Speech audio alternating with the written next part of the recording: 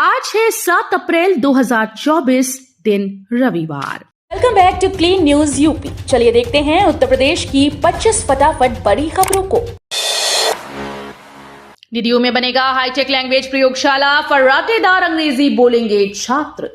किताबी ज्ञान के साथ विद्यार्थियों की भाषा शैली सुधारने के लिए गोरखपुर विश्वविद्यालय में लैंग्वेज प्रयोगशाला का निर्माण किया जाएगा। इस प्रयोगशाला में फर्राटेदार अंग्रेजी बोलने के साथ हिंदी और संस्कृत भाषा के उच्चारण को सॉफ्टवेयर की मदद से सुधार सकेंगे।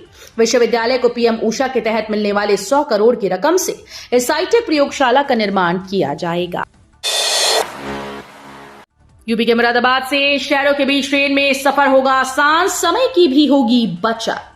रेल से सफर करने वालों के लिए बहुत बढ़िया गुड न्यूज है। यूपी के शहरों के बीच सफर अब पहले से ज्यादा आसान होने के साथ ही सफर में समय की बचत भी होगी। भारतीय रेल की ओर से इन शहरों के बीच रखरखाव और मरम्मत का काम पूरा हो गया है। इसी के साथ यात्रियों को स्पेशल ट्रेन की सुविधा भी मिलेगी। आंगनबाड़ी वर्कर्स के 23,000 से ज्यादा पदों पर आवेदन की अंतिम तिथि बढ़ी। उत्तर प्रदेश सरकार के महिला और बाल विकास मंत्रालय के तहत होने वाली आंगनबाड़ी कार्यकर्तियों की भर्ती में आवेदन की अंतिम तिथि बढ़ा दी गई है। लखनऊ, रामपुर, बस्ती समेत कई जिलों में आवेदन की अंतिम तिथि अब 11 अप्रैल 2024 तक बढ़ा दी गई। यूपी आंगनबाड़ी भर्ती 2024 में आंगनबाड़ी वर्कर्स के कुल 23,753 पदों पर योग्य अभ्यर्थियों की नियुक्ति की जाएगी। सभी जिलों के लिए रिक्तियों की संख्या और आवेदन की तिथि अलग अलग है। बीएचयू नए शैक्षिक सत्र में प्रवेश की प्रक्रिया शुरू, राष्ट्रीय शिक्षा नीति लागू करने की तैयारी। शैक्षणिक सत्र 2024-25 में सुचारू व त्रुटि रहित प्रवेश प्रक्रिया के लिए बीएचयू ने केंद्रीय प्रवेश समिति का गठन किया। महिला महाविद्यालय के प्रोफेसर भास्कर भट्टाचार्य को समिति का अध्यक्ष बनाया गया है। समिति को प्रवेश प्रक्रिया के विकास और इसके प्रभावी कार्यान्वयन की जिम्मेदारी सौंपी गई है। दिल्ली से गोरखपुर के लिए वंदे भारत स्लीपर ट्रेन होगी चालू। पूर्वोत्तर रेलवे ने एक नया सुझाव पेश किया है, नई दिल्ली से गोरखपुर तक स्लीपर वंदे भारत ट्रेन की शुरुआत करने का। इस प्रस्ताव को महाप्रबंधक की स्वीकृति मिल चुकी है। इस सुझाव को आगे बढ़ाने के लिए 10 से 12 अप्रैल के दौरान जयपुर में होने वाली IRTTC की बैठक में मंथन किया जाएगा। जब मंजूरी मिल जाएगी तो जुलाई के टाइम टेबल में इसे शामिल किया जाएगा। महाकुंभ में लगेगी 67,000 स्ट्रीट लाइट, बनेंगे 1,45,000 शौचालय, बनाए जाएंगे पांटून पुल। महाकुंभ की तैयारियों को लेकर पुराने मेला अफसरों के अनुभवों को शामिल किया जा रहा है। योजना भवन में मुख्य सचिव दुर्गा शंकर मिश्र के आगे कई कुंभ मेला अधिकारियों ने प्रेजेंटेशन दिया। बताया गया कि कुंभ के आयोजन के दौरान 4,000 हेक्टेयर के मेला क्षेत्र में 67,000 स्ट्रीट लाइट लगाई जाएंगी, जबकि श्रद्धालुओं की सुविधा के लिए 1,45,000 शौचालय, 1,500 से ज्यादा साइनेज बोर्ड, 2,000 टेंट और 25,000 सार्वजनिक आवासों के साथ 30 पांटून पुल बनाए जाएंगे। सीएम योगी बोले, दुनिया के सपने को साकार करेगा भारत। मुख्यमंत्री योगी आदित्यनाथ ने कहा कि भ्रष्टाचार हो या फिर आतंकवाद, अन्य दल इन मुद्दों को छूने से डरते थे। आतंकवाद दुनिया के लिए चुनौती है। आतंकवाद से दुनिया को मुक्ति मिलनी चाहिए। भाजपा इनके खात्मे के लिए मिशन में जुटी हुई है। आपके माध्यम से वो साकार होगा। आतंकवाद और भ्रष्टाचार के खात्मे के सपने को साकार किया जाएगा। बलरामपुर अस्पताल में अब QR कोड से भुगतान नहीं, लगानी पड़ेगी लंबी लाइन। बलरामपुर अस्पताल में मरीजों की सुविधा के लिए ऑनलाइन पेमेंट की व्यवस्था लागू की जा रही है। मरीज अब QR कोड स्कैन पर जांच शुल्क, पर्चा शुल्क व मेडिकल फीस भुगतान कर सकेंगे। इसके लिए उन्हें कतार नहीं लगानी होगी। अस्पताल के हर काउंटर पर QR कोड स्कैन कर भुगतान की व्यवस्था अगले हफ्ते से शुरू हो जाएगी। रामनवमी को लेकर बद्री रामलला के दर्शन की टाइमिंग 15 से 17 अप्रैल तक लागू होगी नई व्यवस्था।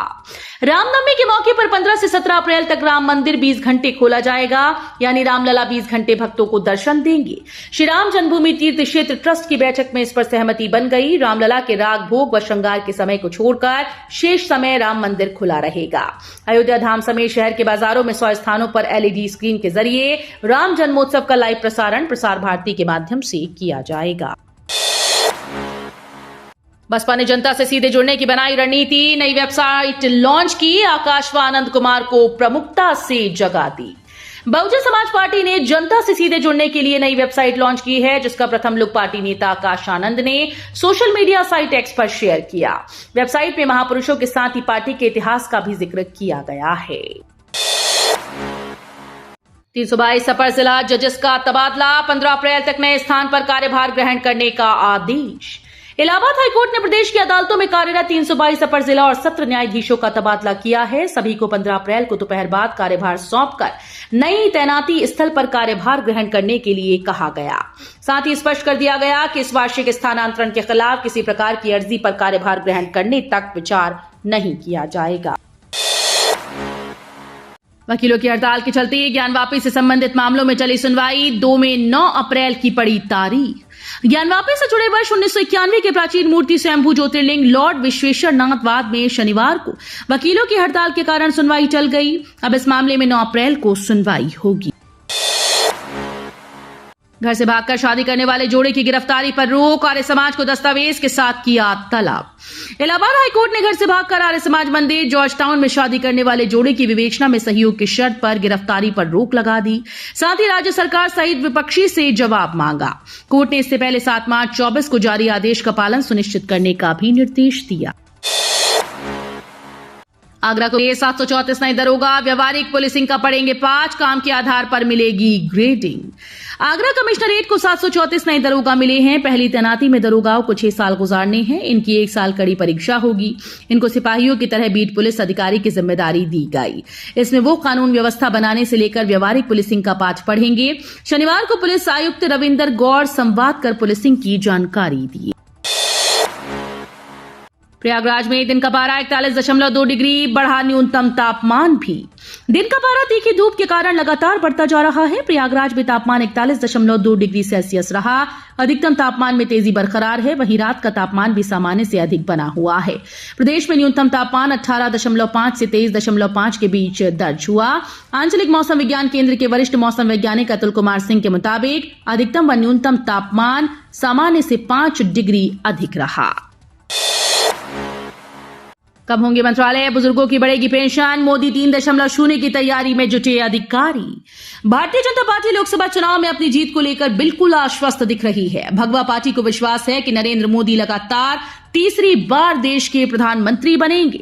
इस महीने कैबिनेट सचिव द्वारा बुलाई गई बैठकों के दौरान चर्चा किए जाने वाले एक मसौदा पत्र में 2030 तक पेंशन लाभ के साथ वरिष्ठ नागरिकों की हिस्सेदारी को 22% से दुगना कर 50% करने का लक्ष्य रखा गया है।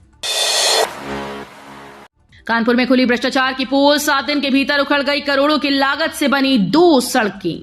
यूपी के कानपुर में एक बार फिर से भ्रष्टाचार की पोल खुली। नगर निगम 2 में 1.14 करोड़ की लागत से बनी 2 सड़कें 7 दिन के भीतर उखड़ गईं। जांच में पता चला कि दोनों का निर्माण मानकों के विपरीत हुआ। नगर आयुक्त शिव शरणप्पा जीएन के निर्देश पर ठेकेदार फर्म के खिलाफ 40,000 का जुर्माना ठोका गया। साथ ही निर्देश दिया गया कि जल्द दोनों सड़कों को तत्काल दुरुस्त करें। अयोध्या राम मंदिर चुनावी घोषणा नहीं बल्कि हमारा मिशन, सहारनपुर में पीएम मोदी बोले। सहारनपुर में पीएम मोदी ने कहा कि अयोध्या में रामलला का भव्य मंदिर चुनावी घोषणा नहीं बल्कि हमारा मिशन रहा है। इस वर्ष रामनवमी में हमारे प्रभु राम टेंट में नहीं बल्कि भव्य मंदिर में दर्शन देंगे। उन्होंने कहा कि भाजपा ने अपने सिद्धांतों, संकल्पों को हमेशा राजनीतिक स्वार्थ से छोड़कर ऊपर रखा। गरीब कल्याण हमारे लिए एक चुनावी घोषणा नहीं बल्कि हमारा मिशन रहा है। लोकसभा चुनाव में एक यूट्यूब चैनल की हो रही जांच, 4 पर प्रशासन ने कसा शिकंजा, केस दर्ज। लोकसभा चुनाव के तेज होते शोर के बीच मीडिया प्रमाणन और अनुवीक्षण समिति हरकत में आ गई। जिले के 4 यूट्यूबर कार्रवाई की जद में आए। दल विशेष के पक्ष और विपक्ष में प्रचार करने के आरोपों के बीच रिपोर्ट दर्ज करने के साथ ही जांच शुरू करने का निर्देश संबंधित सीओ को दिया गया। चुनाव के दौरान आदर्श आचार संहिता का कड़ाई से पालन कराने के लिए इंटरनेट मीडिया की निगरानी भी की जा रही है। नवरात्र में कैला देवी के दर्शन को करें मुफ्त यात्रा, भक्त ऐसे करवा सकते हैं रजिस्ट्रेशन। आगरा के hotel star of Taj restaurant की ओर से कैला देवी जाने वाले यात्रियों को निःशुल्क यात्रा कराई जाएगी। यात्रा को लेकर फतेहाबाद रोड स्थित कार्यालय पर बैठक का आयोजन किया गया। आयोजक अतुल तिवारी ने जानकारी दी। उन्होंने बताया कि विगत कई सालों से माता की कृपा से यह सौभाग्य मिल रहा है। इस बार लगभग 50 बसेस में 3500 यात्रियों को निःशुल्क मां कैला देवी के दर्शन कराने का प्रबंध किया गया है। अरहर की दाल की कीमत बढ़ी, ऑनलाइन 233 रुपए प्रति किलो बिक रही। अरहर दाल की कीमत एक बार फिर से बढ़ गई। 3 दिन पहले 140 रुपए किलो तक बिक रही दाल अब 160 रुपए किलो पहुंच गई। वहीं ऑनलाइन तो प्रति किलो कीमत 233 रुपए हो गई। निशादगंज के कारोबारी ने बताया कि होली के बाद जब ऑर्डर लगाया तो इसमें 10 रुपए तक की बढ़ोतरी मिली। बाबतपुर एयरपोर्ट से रोजाना उड़ान भरेंगी 38 फ्लाइट्स, यात्रियों को होगी सहूलियत। काशी से अप्रैल माह में प्रतिदिन 38 उड़ानें होंगी। पिछले माह प्रतिदिन 30 उड़ानें होती थीं। इससे यात्रियों को काफी सहूलियत होगी। इसमें शारजाह के लिए रोजाना और काठमांडू के लिए हफ्ते में 2 दिन विमान सेवा शामिल है। एयरपोर्ट अधिकारियों के अनुसार वर्तमान में बाबतपुर एयरपोर्ट से शारजाह, काठमांडू, हैदराबाद, बेंगलुरु, दिल्ली, मुंबई, पुणे, कोलकाता, इंदौर, अहमदाबाद, लखनऊ, चेन्नई, भुवनेश्वर, पंतनगर के लिए उड़ानें हैं। यूपी में 2 लड़कों की फ्लॉप फिल्म फिर रिलीज। पीएम मोदी ने साधी सहारनपुर की चुनावी बयान। प्रधानमंत्री नरेंद्र मोदी ने शनिवार को सहारनपुर से चुनावी शंखनाद किया। पश्चिमी यूपी पीएम मोदी ने विपक्ष पर जमकर हमला बोला। पीएम मोदी ने राम राम से मंच पर पहुंचकर अपना संबोधन शुरू किया। उन्होंने कहा कि दुनिया भर में देश का डंका बज रहा है।